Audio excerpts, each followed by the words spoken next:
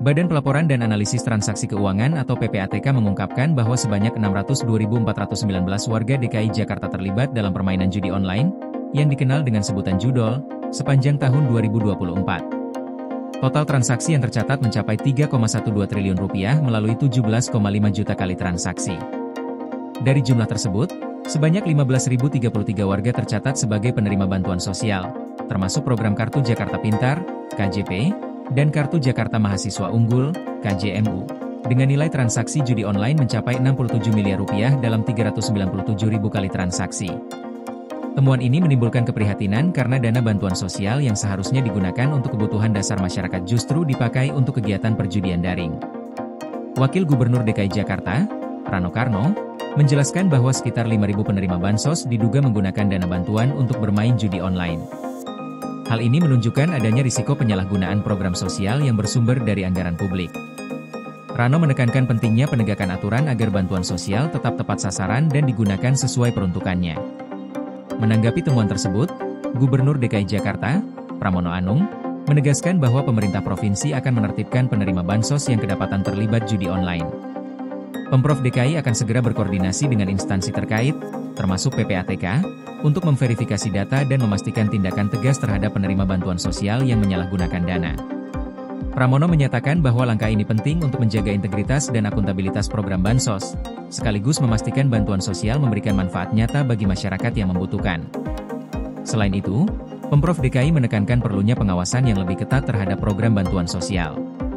Pemerintah akan meninjau mekanisme penyaluran bansos, termasuk sistem validasi data penerima, agar dana yang disalurkan tidak disalahgunakan.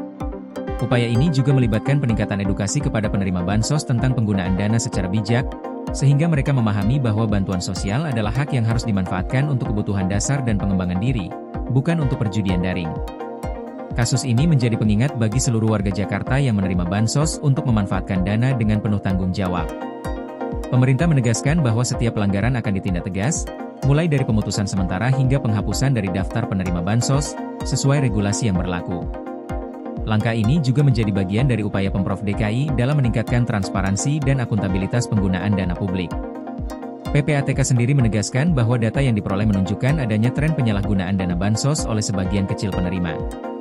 Meski jumlah penerima bansos yang terlibat judi online masih di bawah 1% dari total penerima, dampak sosial dan ekonomi dari praktik ini tetap signifikan. Dengan transaksi mencapai puluhan miliar rupiah, praktik ini berpotensi mengurangi manfaat program bantuan sosial yang dirancang untuk meningkatkan kesejahteraan masyarakat miskin dan rentan.